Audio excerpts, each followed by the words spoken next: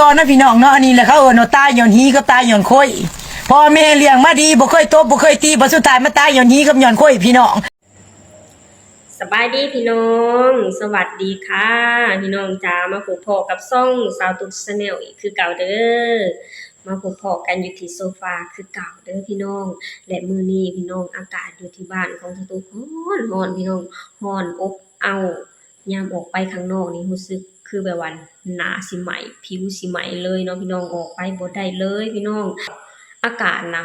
ร้อนมานี่2 วันแล้วเนาะพี่น้องจากที่แต่ละมื้อน่ะร้อนอยู่แล้วมา2 วันนี้น่ะแฮงร้อนขึ้นไปใหญ่เลยพี่น้องนอนยามกลางคืนสตุเปิดแอร์มา2 วันแล้วถ้าหากว่าบ่เปิดนอนบ่ได้ทั้งเปิดแอร์ทั้งเปิดพัดลมพี่น้องแบบว่ามันร้อนอะพี่น้องนอนบ่ได้เลยเนาะพี่น้องเนาะคือว่าล่ะพี่น้องเดือนนี้ก็ใกล้จะถึงเดือนสงกรานต์มาเต็มทีแล้วอากาศก็จะร้อนตามปกติเนาะพี่น้องถ้าหากว่าเดือนสงกรานต์แล้วถ้าหากว่าอากาศบ่ร้อนก็จะพากันเล่นสงกรานต์บ่ม่วนพากันเล่นน้ำบ่ม่วนเนาะพี่น้องเนาะก็จะเป็นประมาณนี้เนาะพี่น้องมาพี่น้องมามื้อนี้สาวตุ๊กเองก็มีเรื่องราวหนึ่งที่จะเอามานำเสนอให้พ่อแม่พี่น้องได้ฟังไปนำกันเนาะพี่น้องเป็นเรื่องราวที่กำลังเป็นกระแสและเป็นเรื่องราวที่โด่งดังอยู่ในตอนนี้เนาะพี่น้องและเรื่องราวที่สาวตุ๊กจะเอามาเว้าในมื้อนี้ก็คือหนีบ่พ้นเรื่องราวของ2ผัวเมียชาวลาวที่ไปทำงานอยู่ที่ประเทศไทยเนาะพี่น้องแล้วมามื้อหนึ่งทางผู้เป็นผัวน่ะได้ลงมือฆาตกผู้เป็นเมียจนถึงแก่ชีวิตเนาะพี่น้องเนาะและในตอนนี้ก็คือทางผู้ก่อเหตุก็ได้ถูกจับกุมเป็นที่เรียบร้อยแล้วเนาะพี่น้องตอนนี้คือรอการดำเนินคดีตามกฎหมายเนาะสาวตุ๊กเองก็อยากให้ทางตำรวจไทยนั้นดำเนินคดี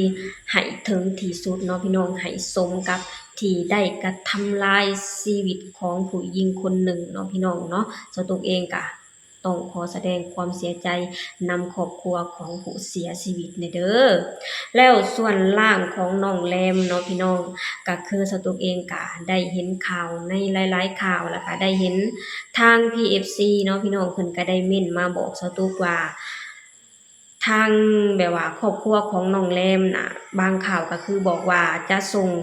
ร่างของน้องน่ะมาทำพิธีตามศาสนาอยู่ที่ประเทศลาวแต่ว่าบางข่าวก็คือบอกว่าทางครอบครัวน่ะได้ยกเลิกได้โทรไปยกเลิกกับพี่ปอนบอกว่าจะบ่ได้นำร่างของน้องกลับไปทำพิธีอยู่ที่ประเทศลาวแล้วจะเผาอยู่ที่ประเทศไทยเนาะพี่น้องเนาะแต่ว่าถึงอย่างใดก็แล้วแต่พี่น้องบ่ว่าจะเผาอยู่ที่ไทยหรือว่ากลับมาทำพิธีอยู่ที่ประเทศลาวแต่ว่าทางประเทศไทยก็คือคอยให้กำลังใจอยู่ตลอดเวลาแล้วก็คอยช่วยเหลือทางครอบครัวของน้องอยู่ตลอดเวลาเนาะพี่น้องสาวตุ๊กเองก็ต้องขอขอบคุณทางคนไทยและขอขอบคุณทางพี่ปอนเนาะพี่น้องที่คอยช่วยเหลือทางครอบครัวของน้องทุกๆอย่างคอยอำนวยความสะดวกให้ครอบครัวของน้องทุกๆอย่างเนาะพี่น้องถ้าหากว่ามื้อใดมื้อหนึ่งที่ทางครอบครัวตัดสินใจที่จะนำร่างของน้องมาทำพิธีอยู่ที่ประเทศลาวทางพี่ปอนพร้อมที่จะช่วยเหลือและคอยดูแลทุกๆอย่างให้เนาะพี่น้องสาวตุ๊กเองก็ต้องขอขอบคุณทางคนไทยและพี่ปอนเนาะพี่น้องที่คอยช่วยเหลือทางครอบครัวของน้องเนาะพี่น้องเนาะนี่แหละพี่น้องน้ำใจของคนไทยพี่น้องบ่ว่าทางคนลาวจะเจอสถานการณ์หยังก็แล้วแต่คือทางคนไทยน่ะคอยช่วยเหลือคอยดูแลทางคนลาวอยู่ตลอดเวลาเนาะพี่น้องสาวตุ๊กขอขอบคุณน้ำใจของคนไทยที่มีต่อคนลาวเนาะพี่น้องเนาะคือทางคนไทยพี่น้องพอเพิ่นรู้สถานการณ์นี้เพิ่นรู้เรื่องราวนี้เนาะพี่น้องเพิ่นก็คอยส่งกำลังใจให้ทางครอบครัวของน้องเนาะพี่น้องทั้งคอยส่งกำลังใจให้ทางครอบครัวของน้องอย่างหลากหลายเลยเนาะพี่น้องเนาะขนาดคนไทยพี่น้องเพิ่นบ่แม่นคนบ้านเดียวบ่แม่นชาติเดียวกันนะพี่น้องเพิ่นยังคอยส่งกำลังใจอยู่ตลอดเวลาเนาะพี่น้องแต่ว่ามื้อนี้สตุ๊กมาเห็นคลิปหนึ่งพี่น้องเป็นคลิปของป้าคนลาวพี่น้องก็คือได้ออกมาเว้าถึงเรื่องราวการใช้ชีวิตถึงเรื่องราวการเสียชีวิตของน้องเนาะพี่น้องออกมาเว้าในถ้อยคำที่บ่ดีเลยพี่น้องสตุ๊กเองน่ะขนาดบ่แม่นคนในครอบครัวน่ะสตุ๊กฟังแล้วสตุ๊กยังรู้สึกเจ็บปวดรู้สึก กเจ็บปวดแทนเลยเนาะพี่น้องนับภาษาอิหยังถ้าหากว่าทางคนในครอบครัวของน้องน่ะมาได้ยินคำเว้าคำนี้ออกจากปากคนนี้เนาะพี่น้องจากที่เสียลูกเสียคนในครอบครัวเสียใจอยู่แล้วพี่น้องมาได้ยินคำเว้าแบบนี้จะเจ็บปวดส่ำใดเนาะพี่น้องเนาะว่าพี่น้องเดี๋ยวเราไปชมคลิปนี้ไปนำกันเนาะพี่น้องก่อนอื่นหมดตัวเองก็ต้องขออนุญาตนำเจ้าของคลิปเด้อที่จะเอาคลิปนี้ลงมาเผยแพร่ต่อเนาะว่าพี่น้องเดี๋ยวเราไปชมคลิปนี้ไปนำกันเลยเด้อ ตอนนั้นพี่น้องเนาะอันนี้แหละเขาว่าตายย้อนฮีกับตายย้อนค่อยพ่อแม่เลี้ยงมาดีบ่เคยตบบ่เคยตีบ่สุดท้ายมาตายย้อนฮีกับย้อนค่อยพี่น้องฝากขอคิดเตือนสติถ้าผู้ใดสิตายแบบนางอันนี้นะระวังตายย้อนฮีกับตายย้อนค่อยพี่น้อง นี่แหละพี่น้องคือต่างปะคนนี้ก็บอกว่าออกมาเตือนสติออกมาเตือนสติระหว่างการใช้ชีวิตคู่เนาะพี่น้องถ้าหากว่าก็คือแบบว่าถ้าบ่มีสติก็คือจะเป็นแบบนี้เนาะพี่น้องสตุกเองก็เข้าใจนะพี่น้องว่าเจ้าน่ะอยากออกมาเตือนสติทุกคนแต่ว่าเจ้าก็ควรจะใส่ถ้อยคำที่ดีๆใส่ความหมายที่ดีๆกว่านี้ใส่คำเว้าที่ดีๆกว่านี้เจ้าก็ฮู้อยู่ว่าตอนนี้น่ะเรื่องราวมันที่มันเกิดขึ้นน่ะมันเลวร้ายส่ำใดพี่น้องแม้ว่าเรื่องราวที่เกิดขึ้นน่ะกระทบกระเทือนต่อจิตใจของคนส่ำใดทั้งคนประเทศไทยและประเทศลาวพี่น้องรู้สึกเจ็บปวดกับเรื่องราวนี้เนาะพี่น้องเพราะฉะนั้นก็คือเจ้าอยากออกมาเตือนสติเจ้าก็ควรจะใส่ถ้อยคำที่ดีกว่านี้บ่ควรใส่ถ้อยคำแบบนี้เนาะพี่น้องคำว่าชีวิตคู่พี่น้องบ่มีไผดอกที่จะมาฮู้อนาคตว่าผู้ที่เฮาเลือกมาใช้ชีวิตคู่นำกันนี่อนาคตเขาจะเป็นแบบใดพี่น้องบางคนก็คือตอนเริ่มต้นกันใหม่น่ะดีแล้ว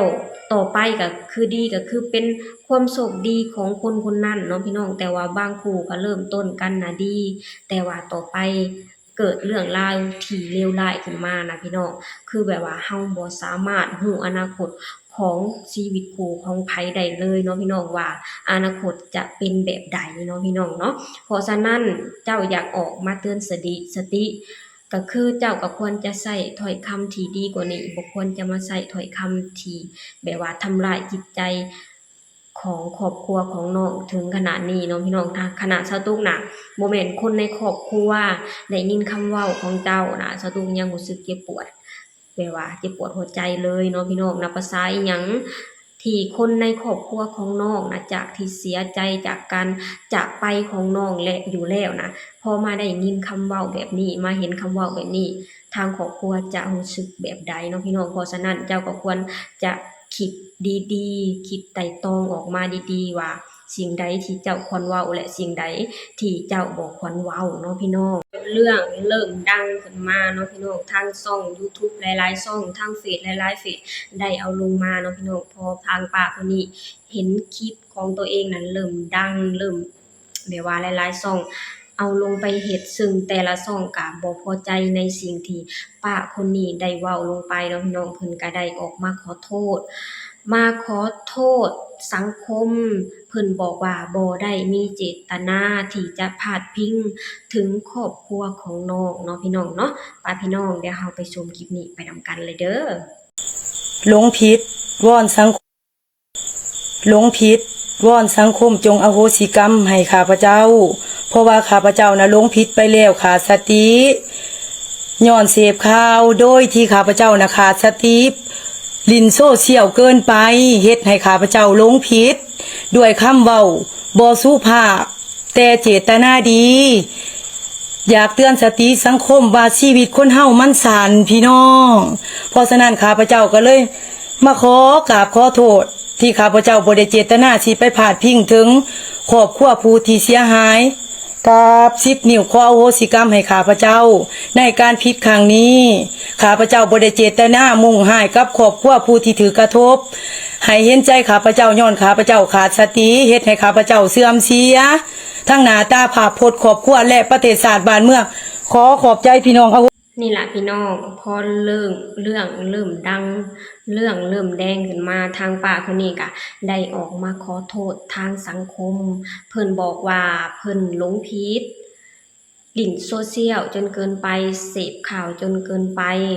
ก็เลยออกมาเว้าในถ้อยคำแบบนี้เนาะพี่น้องซึ่งในความรู้สึกของสตุกเนาะพี่น้องเนาะหลายๆคนพี่น้องที่เห็นข่าวนี้ที่ฮู้ข่าวนี้ต่างคนก็ต่างเสพติดเรื่องนี้และต่างคนก็ต่างติดตามเรื่องนี้เนาะพี่น้องอยากฮู้ความเป็นไปเป็นมาและอยากฮู้ว่าเรื่องจะจบแบบใดเนาะพี่น้องแล้วแต่ละคนก็คือเสพข่าวเบิดนั่นล่ะพี่น้องเขาเจ้าก็ยังบ่ได้ออกมาเว้าถ้อยคำแบบเจ้าเลยเขาเจ้าน่ะแบบว่าออกมาให้กำลังใจทางครอบครัวด้วยซ้ำเนาะพี่น้องเพราะว่าเรื่องที่เกิดขึ้นเป็นเรื่องที่ค่อนข้างกระทบกระเทือนต่อจิตใจเป็นเรื่องที่โหดร้ายทารุณจนเกินไปขนาดคนบ่แม่นในครอบครัวน่ะยังหลับบ่ได้เลยพี่น้องนับประสาอิหยังกับคนในครอบครัวที่เสียใจอยู่แล้วกับการจากไปของคนในครอบครัว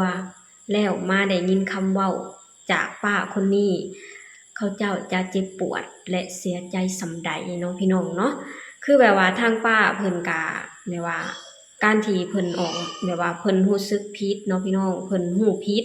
แล้วเพิ่นออกมาขอโทษก็เป็นการดีเด้พี่น้องคนเฮาเนาะพี่น้องพอรู้ว่าเจ้าของเฮ็ดผิดกระทำผิดออกมาขอโทษทุกคนก็พร้อมที่จะให้อภัยเนาะพี่น้อง